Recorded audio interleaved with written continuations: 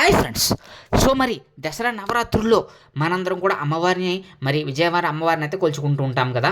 మరి విజయనగర జిల్లాలో విజయదశమి తర్వాత ఒక అద్భుతమైనటువంటి జాతర అయితే జరుగుతుంది. దాన్నే పైడితల్లమ్మ జాతర అని అంటారనమాట. ఈ జాతరలో అద్భుతమైన సన్నివేశాలు చాలా ఉంటాయన్నమాట. దాదాపుగా విజయనగర సామ్రాజ్యం నుంచి కూడా ఎంతో అనాది కాలం నుంచి కొన్ని వందల సంవత్సరాల నుంచి కూడా ఈ యొక్క అమ్మవారి జాతర అనేది జరుగుతూ ఉంటుంది. ఆంధ్రప్రదేశ్లోని విజయనగరం జిల్లాలో జరిగేటువంటి ఈ యొక్క ఉత్సవానికి దాదాపు 2 లక్షల నుంచి 3 లక్షల మంది భక్తులు వచ్చి అమ్మవారిని దర్శించుకుని అలాగే ఈ యొక్క ఉత్సవంలో పాల్గొంటూ ఉంటారు. ఈ ఉత్సవం యొక్క అద్భుతమైనటువంటి చరిత్ర అనేది ఎంతో అద్భుతంగా అయితే ఉంటుందన్నమాట. సో మీరు ఎవరైనా కనుక ఫస్ట్ టైం కనుక మన ఛానల్ చూస్తున్నట్లయితే కనుక సబ్స్క్రైబ్ చేసుకుని పక్కన ఉన్న బెల్ ఐకాన్ని క్లిక్ చేసేయండి. అలాగే ఈ వీడియోని లైక్ చేసి స్కిప్ చేయకుండా చివరి వరకు చూడడానికి ట్రై చేయండి. దీని పేరును ఈ యొక్క ఉత్సవాన్ని పైడితల్లమ్మ జాతరగాను అలాగే సిరుమాను ఉత్సవంగాను చెప్తూ ఉంటారు. ఈ ఉత్సవం అనేది ప్రతి సంవత్సరం కూడా సెప్టెంబర్ లేదా అక్టోబర్ నెలల్లో విజయదశమి తర్వాత అయితే ఈ ఉత్సవం అయితే జరుగుతుందన్నమాట. ఈ ఉత్సవానికి మెయిన్ హైలైట్ ఏంటంటే ఆ యొక్క పూజారి గారు ఆ గుడిలో అనాది కాలం నుంచి వస్తున్నటువంటి పూజారులు ఆ యొక్క అమ్మవారి జాతర జరపడానికి ఒక పెద్ద మానుని సిరిమాను అయితే సేకరిస్తూ ఉంటారు. ఆ సిరిమానుని 50 నుంచి 60 అడుగుల ఎత్తులో ఆకాశంలోంచి ఏలాడదీసి ఆ యొక్క సిరిమానికి ఒక కుర్చీ లాంటిది ఏర్పాటు చేసి ఆ యొక్క దొంగని ఏదైతే కర్ర ఉంటుందో ఆ కర్ర దొంగకి ఒక కొనని కుర్చీ లాంటిది ఏర్పాటు చేసి ఆ కుర్చీలో ఆలయ పూజారి గారు అయితే కూర్చుంటారు. ఆ పూజారికి ఆ యొక్క కొనని ఏలాడి చేసి ఆ యొక్క పూజారి గాలిలో ఎగురుతూ అమ్మవారికి గుడి చుట్టూ కూడా ఆలయ ప్రదక్షిణ చేసే విధంగా ఈ యొక్క కర్ర అవతల వైపున ఒక క్రేన్కి కానీ లేకపోతే ఒక బండికి కానీ అమర్చి దానిని ఒక ఆలయం ప్రదక్షిణ చేసే విధంగా గాలిలో తిరిగాడుతూ ఉంటాడనమాట. దాన్నే మనం సిరిమానోత్సవంగానే చెప్తూ ఉంటారు.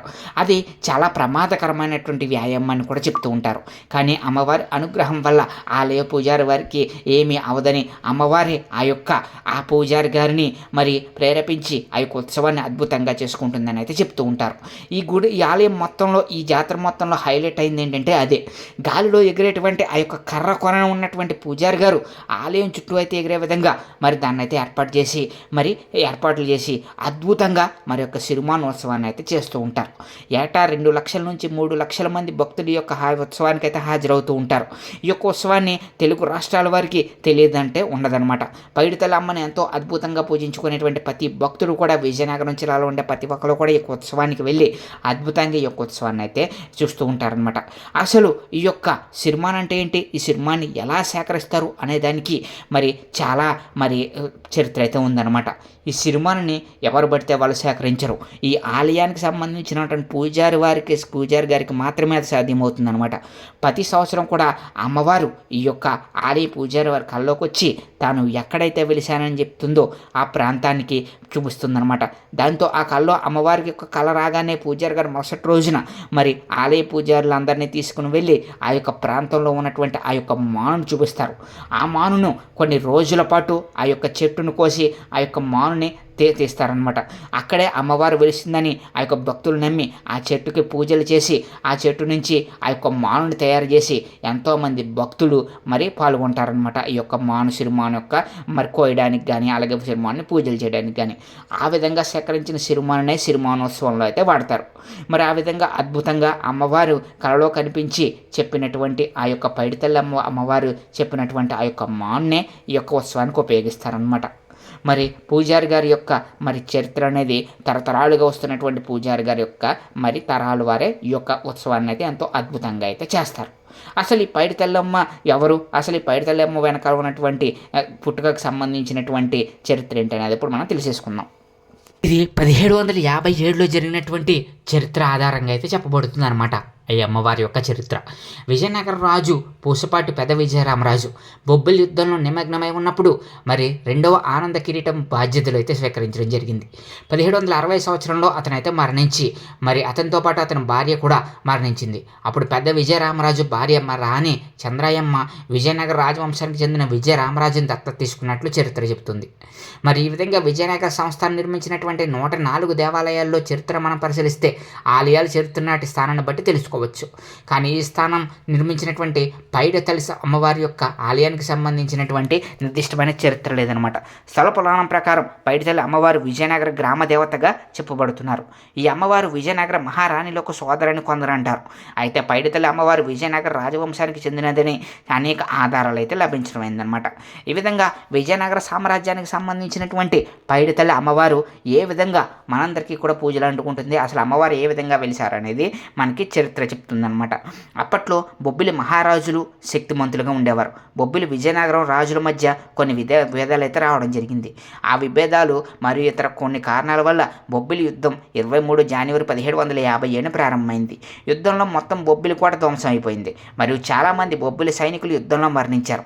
విజయరామరాజు భార్య మరియు అతని సోదరి అయినటువంటి శ్రీ పైడిమాంబ ఈ వార్త విని యుద్ధాన్ని ఆపడానికి ప్రయత్నించింది, కానీ విజయవంతం కాలేదు. అప్పటికి విజయరామరాజు సోదరిపై శ్రీ పైడిమాంబ మాత్రమే స్మాల్ బాక్స్తో బాధపడుతూ ఉంది. ఆమె అమ్మవారి పూజలో ఉండగా విజయరామరాజు కష్టాల్లో ఉన్నాడని తెలిసింది. అయితే ఈమె అమ్మవారి భక్తురాలన్నమాట. ఈ అమ్మవారి భక్తురాలైనటువంటి ఈమె ఆ విషయాన్ని తెలుసుకుని తన సోదరుడికి తెలియజేయాలనుకుంది మరియు విజయనగర సైనికుల ద్వారా సందేశాన్ని తెలియజేయడానికి ప్రయత్నించింది. కానీ ప్రతి ఒక్కరూ యుద్ధంలో ఉన్నారు. పాటివాడ అప్పలనాయుడుతో కలిసి గుర్రపు బండిలో సందేశాన్ని అందించారు. కానీ అప్పటి తాండ్రప పాపారాయుడు చేతిలో అతని సోదరుడు విజయరామరాజు మరణించాడని వార్త తెలుసుకున్నతోటి ఆమె మరి పైడితల్లి అనేటువంటి ఆమె మరి అపస్మారక స్థితిలోకి అయితే వెళ్ళిపోయింది. పతివాడు అప్పలనాయుడు ఆ ముఖంపై నీళ్లు చల్లడంతో స్పృహలోకి వచ్చిన తాను ఇక బతకనని అప్పలనాయుడికి చెప్పి గ్రామ దేవతలో కలిసిపోతున్నానని చెప్పడం జరిగిందన్నమాట. ఆమె విగ్రహం వద్ద పెద్ద చెరువు వద్ద విజయనగరం నడిబొడ్డున ఉన్న ఒక చెరువు, మరి ఆ యొక్క పెద్ద చెరువు దగ్గర ఆమె విగ్రహం దొరుకుతుందని దాన్ని పూజించి అమ్మవారి కింద కొలిచి అమ్మవారికి సంబంధించినటువంటి ఆలయ నిర్మాణం ఏర్పాటు చేయాలని అయితే ఆమె అయితే చెప్పడం జరిగింది. మరి అదేవిధంగా ఆమె వెంటనే కూడా మరి చనిపోవడం జరిగింది. ఆ తర్వాత మరి విజయనగరం పెద్ద చెరువులో మరి ఒక దేవత కోసం వనగుడి అనే ఆలయాన్ని నిర్మించడం జరిగింది. ఆ యొక్క ఆలయం దగ్గరగా ఉన్నటువంటి చెరువులో విగ్రహం దొరకడంతో విజయనగరం రైల్వే స్టేషన్ ఎదురుగా పైడిమాంబకు మొదటి ఆలయం, మరి రెండో ఆలయం 3 లాంతల జంక్షన్ దగ్గర అయితే కట్టడం జరిగిందనమాట. ఈ విధంగా ఆ పైడితల్లి అమ్మవారికి సంబంధించినటువంటి చరిత్ర అయితే ఉండడం జరిగిందనమాట. ఇది బొబ్బిలి సామ్రాజ్యానికి మరి విజయనగర సామ్రాజ్యానికి జరిగిన గొడవలప్పుడు ఆ అమ్మవారు మరి తన తమ్ముని కోల్పోవడంతో మరి అమ్మవారు అయితే మరి ఆ యొక్క ఈ విధంగా అయితే వెళ్ళడం జరిగిందనమాట. అయితే ఈ ఊరేగింపుకి గొప్ప ప్రఖ్యాత అయితే ఉంది ఈ చరిత్రకి. అమ్మవారు ఆ విధంగా వెలిసిన తర్వాత ప్రతి సంవత్సరం కూడా అమ్మవారికి అయితే జాతర అయితే చేస్తూ ఉంటారు. అదే అమ్మవారికి సిరిమానోత్సవం కింద మరి జరుపుతూ ఉంటారనమాట. ఊరేగింపుకు సంబంధించి ప్రతి విజయదశమి తర్వాత వచ్చే మొదటి మంగళవారం నాడు ఈ యొక్క ఉత్సవాన్ని నిర్వహిస్తూ ఉంటారనమాట. మరి ఈ ఉత్సవం ఎలా జరగాలి, ఎక్కడ జరగాలి అనేది ఈ ఉత్సవానికి ముందు 15 రోజుల ముందు అమ్మవారు ఆ యొక్క పూజారి గారి కళ్ళలోకి వచ్చి అయితే చెప్పడం జరుగుతుందంట. మరి దానికి సంబంధించి ఆ పూజారి గారు ఆ కళ రాగానే ఆ ఉత్సవానికి సంబంధించినటువంటి ఆ మానుని చూపిస్తే ఆ పూజారి గారు అంగీకరిస్తారే దాన్ని అయితే కట్ చేసి ఆ మానుని తయారు చేయడం జరుగుతుందన్నమాట. అలాగే ఈ ఉత్సవానికి అమ్మవారి యొక్క ఆ యొక్క పూజారి గారు ఆ యొక్క సిరిమానులో కూర్చుని అమ్మవారి చుట్టూ 2 నుంచి 3 సార్లు ప్రదక్షిణలు అయితే చేస్తారు కర్రతోటి. ఆ కర్ర కొన ఉన్నటువంటి కుర్చీలో కూర్చుని అమ్మవారి గుడి చుట్టూ కూడా 3 సార్లు ప్రదక్షిణలు అయితే చేయాలన్నమాట. దాన్నే సిరిమానోత్సవం అని చెప్తారు. ఆ ఉత్సవాన్ని ఎంతో గొప్పగా అయితే చేస్తారనమాట. ఇది విజయనగర జిల్లాలో ఉన్నటువంటి ఈ యొక్క గొప్ప చరిత్ర కలిగినటువంటి ఈ యొక్క సిరిమానోత్సవంలో మరి ప్రధానమైనది. అలాగే సిరిమానోత్సవానికి కంటే ముందు ఒక తెల్లని ఏనుగులతోటి ఒక రథాన్ని ఉంటుంది. ఆ రథం ఊరేగింపు కూడా సిరిమానోత్సవం ముందుగానే చేస్తారనమాట. ఎందుకంటే పూర్వం విజయనగర సామ్రాజ్యం రాజులు ఆ యొక్క ఏనుగు యొక్క రథం నుంచే కూడా మరి యొక్క సిరిమానోత్సవాన్ని చూసేవారంట. దాంతో మరి సాంప్రదాయబద్ధంగా కూడా ఆ యొక్క ఏనుగుల్ని మరి సిరిమానోత్సవం ముందు అయితే తీసుకుని వచ్చి ఆ యొక్క తెల్ల ఏనుగులను కూడా ఊరేగిస్తారనమాట.